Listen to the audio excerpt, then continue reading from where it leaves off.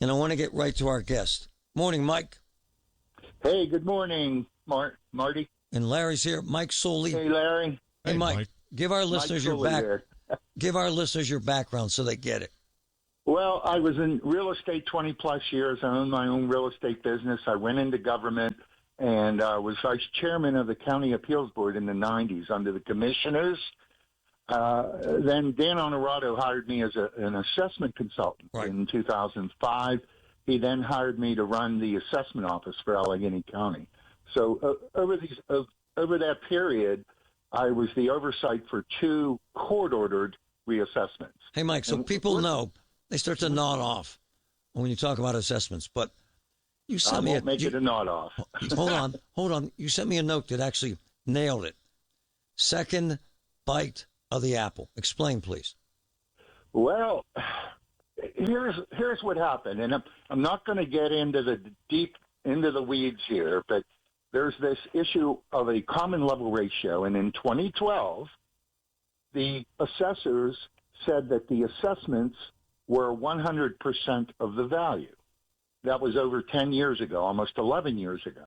Over time, property values have gone up, Marty, and gone up substantially.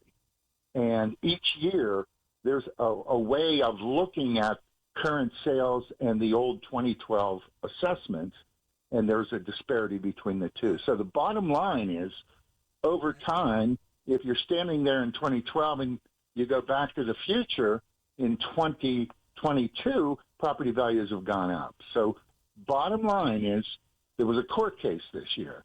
And in that court case, the judge ruled that Allegheny County was, quote, cooking the books.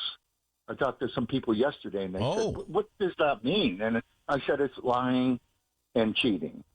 That's what happened. So the ratio, the tax ratio, in the judge's opinion, and I agree, was that the county, for at least the last 7 years, was manipulating data that they sent to the state, and this resulted in artificially high tax bills to tens of thousands of property owners in the county. All right, so tell folks, number one, how can they get engaged and actually save tax money?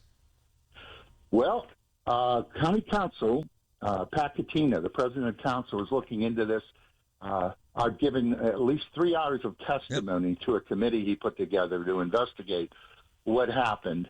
And there was an ordinance introduced this week that is sent to committee that will give people a second chance in January to file an appeal for tax year 2022, which means if you win that appeal based on this court decision, there will be millions of dollars in tax refunds. By the way, conversely, this could really jack around school districts, could it not, Mike? In my opinion, the school districts have been jacking up. Hold on. Just answer the question. They count on this money, and it could change dramatically, though, right? No. Of course it could. They have to show you the numbers. They establish a millage rate based on the assessments that are certified in January. Right. But if the assessments change, it could affect their bottom line.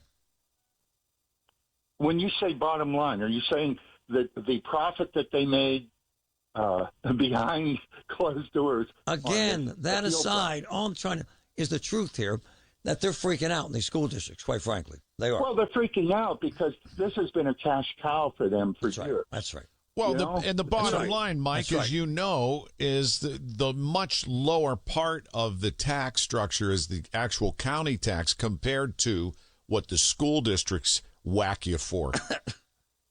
Yeah. Well, there were 3 of us that worked with the plaintiffs in this, John Silvestri and Barbara Stern and I, and we were able to show a judge that the county was cooking the books on the formula in the appeals process. Hey, it's okay for school districts to file appeals, but you have to apply an honest number. Hey, Mike, I don't want to lose you, and I hate to interrupt you, but we're going to lose you because of time. Okay. Couldn't this take years, brother? Could this take years? Well, if county council gets its way, and they may vote next week or in January, we could file appeals next next month. Yeah. And this isn't just the people that were whacked right. buying homes. Right. So this could end up in court. What we saw, what we were able to prove in court, was there were 7 years of this manipulation. Yeah, but hold on, man. And Just answer the question. Saying, what about me? It could take years for these hearings to play out, because I went through this, right? I don't think so. No. I don't think so. No. It's the pendulum is swinging the other way. The budgets of the property owners have been whacked for the last 20 years, and this is a gotcha. And the pendulum is swinging in favor of the taxpayers, and there will be tax refunds. But guess what? Any of the taxing bodies, including the county, can increase their millage rate if they need more revenue. Yep.